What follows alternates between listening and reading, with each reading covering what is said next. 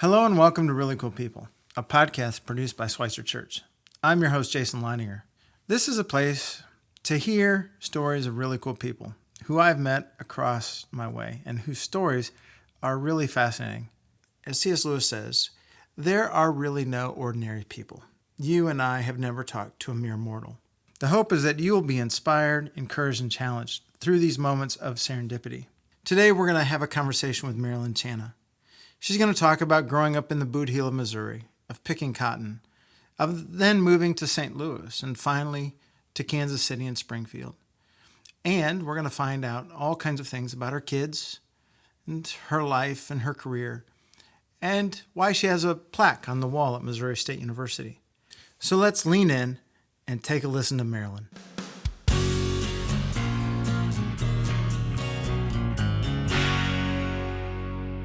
Today we welcome Marilyn Chana. And so Marilyn, we're going to start by hearing your story. Well, I was born in 1949, so you can do the math on that. I grew up in southeast Missouri, which is known as the Boot Heel. It's also known as the Bible Belt. I grew up around a lot of relatives and friends. We lived on a farm, and I went to a one-room country school for the first couple of years of my life. Back then, there was no kindergarten, so we started right in first grade. When I was in grade school, my mother had a very bad accident.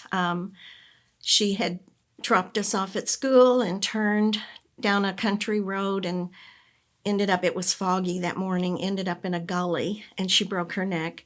And so after that, after she got out of the hospital, we moved into town. But we were still in a farming community, so, and all my relatives were farmers, so, it was just something we did. Now, something you may not know about me was that I picked cotton from the time I was a very young girl. I used to have just a, what would they call, like a tow sack or a, vegetable sack or something.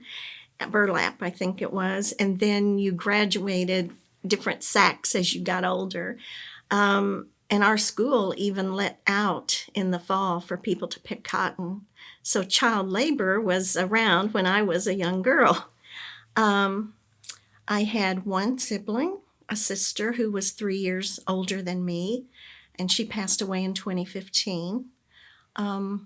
She was born with a dislocated hip and therefore had all kinds of problems. She was in Shriners Hospital for almost a year, and my parents could only see her on Sunday.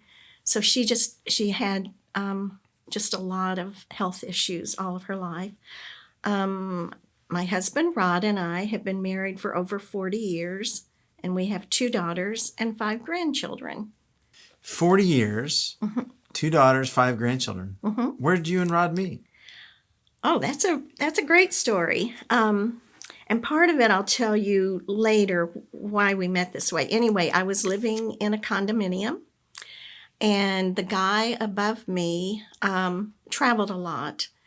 And so it was winter, and one time I guess he left, I don't know what happened, but the pipes in his building, or his, I think he left the heat off, froze and broke. And so I had water everywhere. And anyway, I came home from Christmas shopping on December 19th. I'll never forget it. And my place, it's like I go in and it's like it's raining. I don't remember it raining. It was a beautiful day. So I stepped back outside. And luckily I did that, because had I turned on the light, I was told by the fireman that I called and the police that I would have been electrocuted because the water was on my floor. Well, anyway, Rod was the president of the condominium association. And so, of course, I had to call him. And then he told me, he said, well, there's not a lot we can do. Your insurance should cover it. And so I had to go live in a hotel for about 8 weeks. But he said, what you need to do is come to the meeting and we'll discuss, all this stuff. So anyway, I came to the meeting, and it wasn't long after that meeting that he called to ask me out. And I didn't want to do that because he's older than I am, and quite a bit.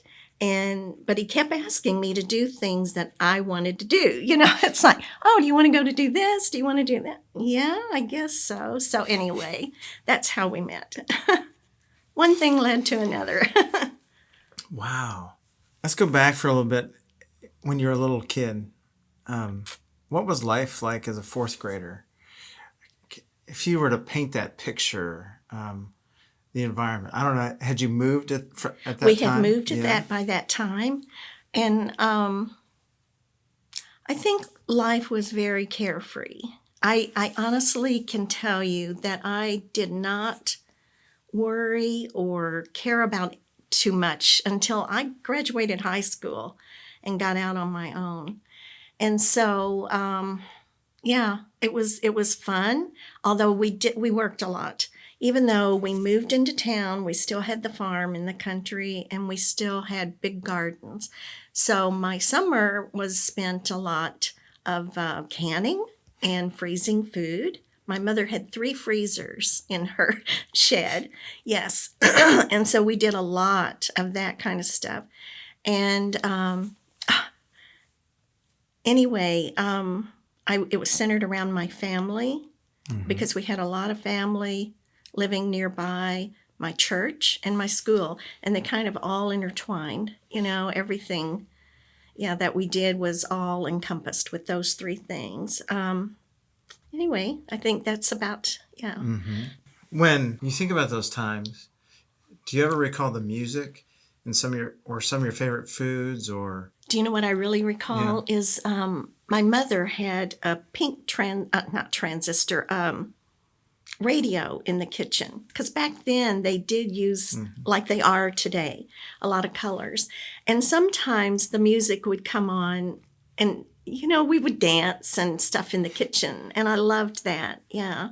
And I remember the smells of my kitchen. My mother was an amazing cook. And when she would make certain foods like cinnamon rolls, the neighborhood kids could smell it, and come over. And I just remember things like that. And the party line on the phones. That was fun. Did you ever have that? No, ma'am. No, ma'am? Anyway, you couldn't really make, everybody was connected to the other, and there was an operator. So, I don't know. You really couldn't say too much on the phone without everybody knowing your business. Of course, everybody knew our business anyway. Small town. Yeah. What was it like living in a small town? I mean, you mentioned your sister had a lot of health concerns, and then your mom had that accident. So what was that experience like? How did the town come around you? How did your church or family come around you in those moments?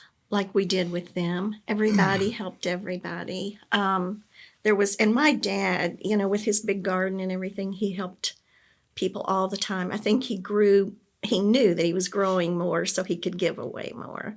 They definitely had a servant's heart. But Mother, in that accident, broke her neck. And I remember her being in the hospital with these, back then they used to do weights on your neck and pulleys. And so she got better, but she really didn't work in the fields anymore like we did, or in the gardens, But anyway, and my sister, our vacations kind of centered around going once a year up to Shriners Hospital for her to walk until she was about 16, for them to watch her walk. And but we would always include the zoo or going to see other relatives that lived around there. But that was about the way we led our life. Wow. Yeah. But because of her being born, I think it's because of that. She could not have children. She did get married, but she could not have children. But she had a lot of female problems and just a lot of issues. Yeah. You also mentioned that you worked in the cotton fields. Oh, yes. How well did they pay for child labor? 3 cents a pound. And I could pick about maybe 100. So you can do the math on that. You're not making very much money. And the money, though, was spent like in the fall, we would buy all of our school clothes, and it was fun to look through the JCPenney and Sears and Montgomery Ward catalogs and order, And then they also had a cotton carnival that came to town at the end of cotton season. There were carnivals that came to all the small towns. So you saved enough money for that. Yeah. And it was hard work, let me tell you. I'm sure it was. Yeah. I'm sure it was. When did you leave that small town and where'd you go? Well, this was a big risk that I took. I when I was 17 is when I graduated from high school, and I was already enrolled to go to Williams Baptist College in Walnut Ridge, Arkansas. That was the only college my parents would be willing to help me with because we were Baptist. And so after I was 17, that's what I had planned to do. And then one day I got a call during our senior year. I think everybody had to take back then the federal government test. And the civil service test was what it was called. It was during the Vietnam War. And so I got a call about midsummer that I had scored pretty high on it, that if I would like to have a job in St. Louis at the Military Record Center, then as a stenographer, so that, I could go up there and work. Anyway, so my parents were not very happy with this. And I decided, I would be making more money than my father made. So I thought, this sounds pretty good to me. So anyway, I didn't have a car. I didn't know a soul up there. But my aunt and uncle lived in Granite City, Illinois. And so I would have to get up. I stayed with them for about 6 months, I guess. I would have to get up about, I don't know. I remember having to be at the bus stop about 5 o'clock in the morning because I would have to take a bus from Granite City, Illinois to St. Louis, downtown St. Louis. Then I would transfer to another bus that would take me out to Overland, which is kind of a suburb of St. Louis. So anyway, I did that for about 6 months, and I saved up enough money for a down payment on a car. And I rented a 1-bedroom, upstairs bedroom from a couple. Well, it was actually an aunt of one of my good friends. And so she told me about her aunt and uncle who lived in Overland and that they did have a room that I could rent. So I stayed there, for, I don't remember, a couple of years. But I tell you, she cooked just like my mom. So it was just wonderful. Yeah, I enjoyed staying there. As I said, this was during the Vietnam War, and so I had a lot of male friends and a lot of cousins that went off to Vietnam. And so I felt that I was doing my part, and by working for the military that way. And it was really, doing their records, but I would also take shorthand and, go down the hall and take a letter for, an officer or someone and then come back. And so it was different times. Vietnam was a very different time. It was, and I lost a very good friend that I was with him, myself and several others, the night before he left, I think. It could have been a couple of nights before he left, but I remember him telling me and telling us, he said, I don't feel that I'll see you again. I don't think I'll make it. He wasn't over there but 2 weeks, and he died. He got killed. And I remember the first time I went to the Vietnam Wall in Washington, D.C., and I don't think it really hit home until I went there and saw his name in the book and found his name on the wall. And I just stood there and cried. Yeah. So anyway, a thing, too, that I wanted to do because of the war, my parents during World War II, they lived in this small town, which was way far away from St. Louis, but they moved to St. Louis and worked in the small arms factory, making bullets and all kinds of things for the war. Really? Yes. My grandfather, my mom, and my dad, yes, all moved up there. Wow. Mm-hmm. Did they stay then afterwards? No, they did not. No. This was before I was born, of course. This was, in the early 1940s. And so, no, they went back home, but they left their home still there and went to St. Louis. Yeah. Wow. Yeah. A sense of contribution. Mm-hmm. It runs deep then, doesn't it, in your family? Yeah, I think so. Mm-hmm. So then, what did you do after St. Louis? After St. Louis? Well, I mean, after the stenographer's work. After the stenographer's work, I got married, and I had my first daughter, and I ended up staying home a couple of years, and then I went to work. Actually, I stayed in St. Louis. We did for about 20 years, and so I was the executive assistant, I guess, to the president of 3 big companies up there. So I did that, and also up there, I bought a franchise of a decorating den. I don't know if you've ever heard of that. No. I was the first one in the state of Missouri, and I did that for a while until my husband was transferred. What's a decorating den? It's just a decorating business, but you go into people's homes and help them decorate, and you sell, draperies and bedspreads and carpeting and all kinds of things, furniture. What was your most fun thing to sell? My most fun thing? Probably the draperies, but it was also the hardest because, I had a workroom that would make them, and then a guy that would install them. And installation day was sometimes kind of nerve-wracking because what if it didn't measure right? What if but it worked out, and I was doing a really good business. Do you have any fun stories about that business? One in particular.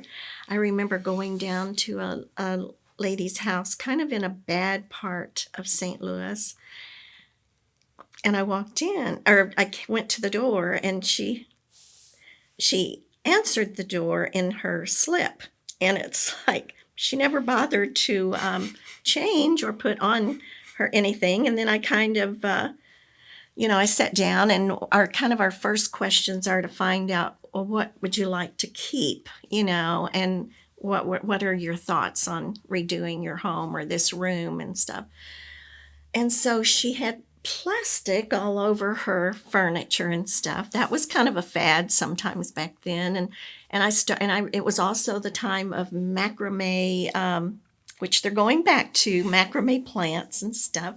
And so it seems like everything I ask her about, she says, I can't get rid of that. That my husband gave that to me, and he's deceased now. So it's like by the end of my time staying there, I'm not even sure I sold her anything because she just was very emotional about all of her things, So that was my funniest story. Wow. And then you said you raised your kids there in St. Louis. Yeah. Yes, they were both born and raised up there. Do you have any stories about their childhood that you hold on to as a special memory, or that you really cherish, you think back on? One time, Lori, my oldest, I'm going to give you 2 stories about her. One time at Halloween, she was still really little, but I dressed her in a bunny costume and went around the neighborhood and stuff. And then we got back home. She was really tired, so I put her in her bed, and I had her bowl of candy up on the chest of drawers in her little room. And I have no idea to this day, and I don't have any pictures because back then it was cameras with film in them, and there was no film, And I don't know that I would have thought back then to take a picture of these events. Anyway, so she evidently somehow gets up, goes over, gets the little candy, takes it to her bed. It's dark in there, mind you. And anyway, after a while, I'm hearing this noise. I thought she was asleep, and I'm hearing all this noise. I open the door. There was chocolate on her from head to toe, and on the little crib and everything, and she's just standing there grinning. She's on a chocolate high, let me tell you. Okay, another time, this was I guess, quite comical. We were in a dress shop, and she was in her stroller. And anyway, I'm just standing there looking at, and it was a small dress shop, and you didn't worry so much about what's going on at that time, with, anyway, all of a sudden we heard the music stop in the store, and it's like, and I all of a sudden looked down, and there's no Lori in the stroller. I thought, what has happened? Anyway, so the lady who owned the shop, she went over and she parted the clothes because there was a radio down on the floor. And here sits my daughter playing with the knobs because the music had gone off and everything. And I think that's when I noticed, how did she get over there? She can't climb. So see, now she also took acrobats, so now we know why, right? Yeah. Yeah. Yes. That's fun stuff. My other daughter, Amy, who's the youngest, I can't think of too many. Yes, one I can think of. I don't know if this is funny or I was so mad at the time. I was going to the bathroom, and right before I knew there was going to be a man coming to fix our refrigerator. And so she answers the telephone. She was quite young. And so here's the guy on the phone, and he must have asked, could I speak to your mom? And she proceeds to tell him, my mommy can't come to the phone because she's on the potty. So, of course, here's the man going to be coming in a few minutes, and I have to face him, But that's the one thing I remember that she did. That was quite comical. But she's my studious one, who's very, very brilliant. But so you raised your kids in St. Louis, and then you got transferred. Yes, Rod worked with the airlines. He worked with Ozark Airlines. I don't know if you've ever heard of that. No. That was a commuter airline. He worked for them for almost 40 years, I think, 30-something anyway. And then TWA buys them out. He comes home one evening, and we were kind of expecting it, but we didn't know that it would be so soon or such a drastic change for our lives. At this point, I had decorating den. My oldest daughter had just started. She was in the middle of her 9th grade. And he comes home this October day, and he says, TWA bought us out. I have to go to Kansas City in order to keep a job. And so there really wasn't much discussion about it. And we had just built a house 3 years prior to that, a house that I thought was my forever house. I had the decorating den business. We were all settled. And so he said, I have to be up there in 2 weeks, and they would really like you there and, the family by the first of the year. So I was not a happy camper, to say the least. But anyway, on January 1st, on a very icy day, we moved to Kansas City, not knowing a soul. And I had really wanted to live in St. Louis my whole life, because it was really, at that point, they had built some great highways, and it was only maybe 3.5 hours from my parents. When we moved to Kansas City, it turned out to be 9 hours from my parents, because it was, at each end of the state. Mm-hmm. And so that's how we ended up in Kansas City. Wow. How long did you stay there? We stayed there 5 years. And then TWE, which is a commuter for TWA, offered Rod to be the manager of actually, Trans-States Airlines operated this, and so they wanted him to manage that facility down in Springfield. So we moved here, not knowing a soul. Yes. Yeah. But that time, Lori, my oldest, was in college. My youngest had just started. They're 12 years apart. She had just started kindergarten. Yes. That's like raising two solo kids. Oh, you're not kidding. You're not kidding. Yeah. I can tell you more about that, but maybe one of the, yeah. Well, as you think about your life, like what are some of the milestones that you really looking back at this point, what are some of your big milestones that you look at and you can say, big turn, big turn, big turn? Well, I think I'm glad that I, at 17, chose that, that path of going up to St. Louis. And each move, even though I was almost bitter about it, turned out to be good. I mean, I met wonderful people. We've got lifelong friends everywhere. And I've learned so much. And I did end up going to college, and doing that too. So my parents were okay, with that. Yeah. But some milestones that I've had. I guess my marriage and my 2 daughters, my grandchildren. The moving to the different areas was good for me. Working as an executive assistant to 3 presidents. And then I also was the executive assistant to the vice president of student affairs at Missouri State. So that was a good position for me. And each time I've been able to, move forward and meet really neat people. So somebody told me that you're a Hall of Famer. What does that mean? I'm almost embarrassed to say it, but because I just still don't know how I got selected.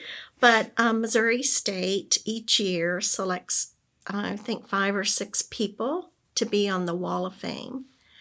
And so you had to have been retired, I think, 5 years before they make their selection, and you need to be nominated by people.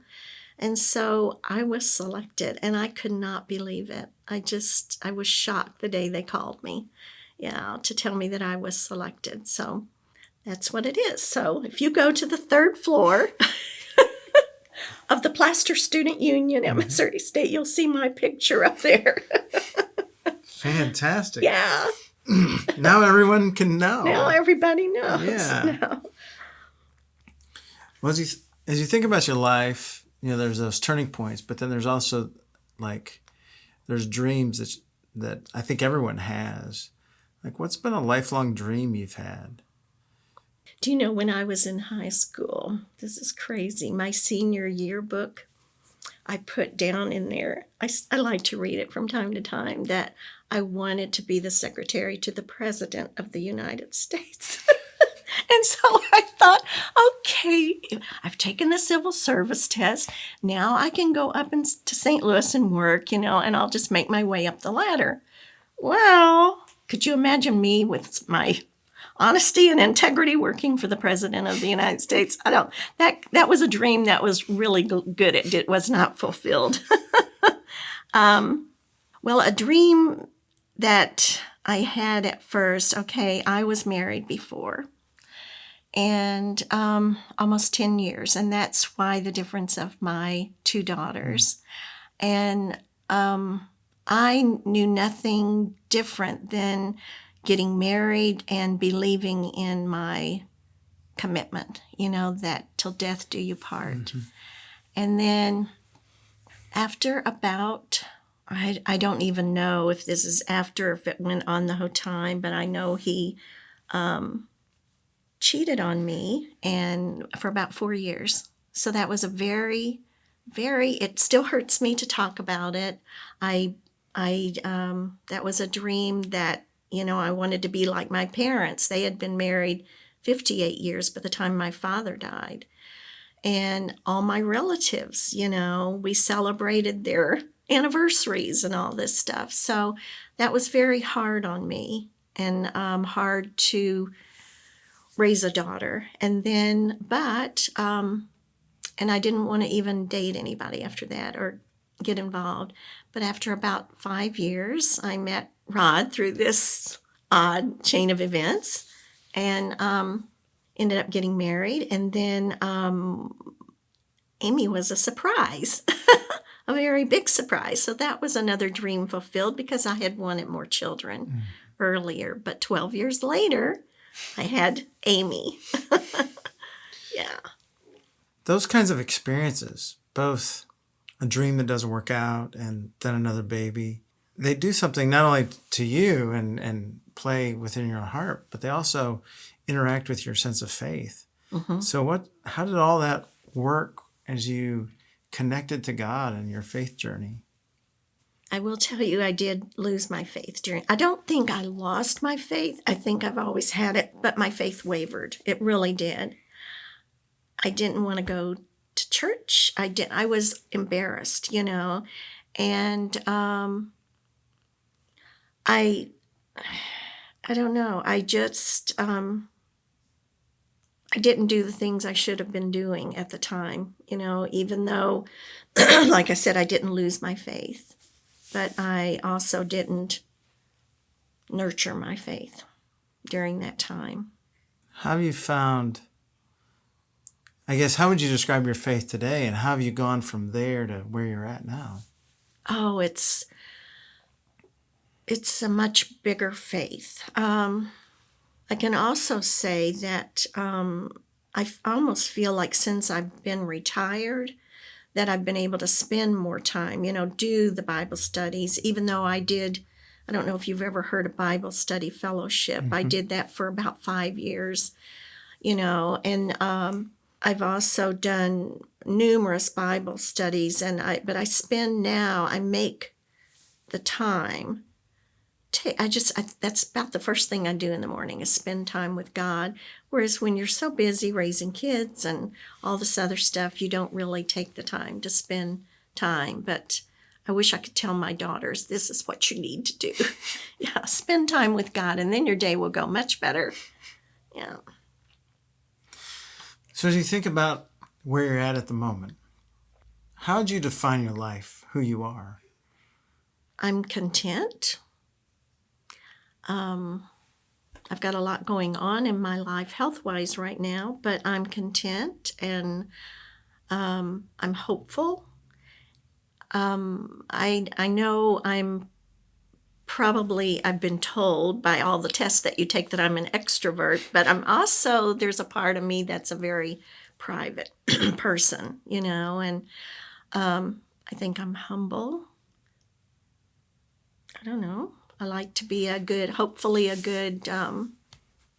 concentrate on being a good wife and mother and friend. Yeah. What makes you get up in the morning? Or what do you look forward to when you get up? I just have an enthusiasm for life, I think. Mm-hmm. I've always been that way, even as a little girl. I have one granddaughter that I see that in. She's just joyful, and she likes to be around people and she likes to laugh, and that's me. Yeah. You have anything you're really looking forward to in the next few years? Anything on your bucket list you're like, I've got to do some things? On my bucket list, I would love to I want to beat cancer. That's my number one bucket list right now. And I would love to see my children's children have children. I would love to be a great-grandmother or a great-great-grandmother. I would love it. I would love to travel more. We've been to all 50 states, and we've been to, several other places, but I would love for my family to even travel together and spend more time with my family. I'm most happiest when I'm around my family and friends. Yeah. Well, as you think about all that life journey, which you've got a fantastic life journey, is there anything that we haven't covered that you want to make sure that we hear about from you? I start every day by kind of asking God to make me to be a blessing to people. And I hope I continue to do that. And I want people to know about God. And I especially hope my children and grandchildren and everyone will seek Him and come to know Him like I do, so we can all live eternally together. Yeah, to trust in God. Have you got a final word or a piece of sage advice? Or is that last thing you said, is that it? I don't. You know what I do say a lot to my family, and maybe this is my sage advice. Do the right thing even when no one is watching you. I try to live by that. It's like, sometimes we have, the evil and good on our shoulders, but try to do the right thing. Try to be kind and respect others. You never know when and I've always done this, try to treat, say, the janitor and the head of the company the same way, because we all have a walk of life that we're on, and we're all important, and you never know when you'll fall off that pedestal, right? That's right. Yeah.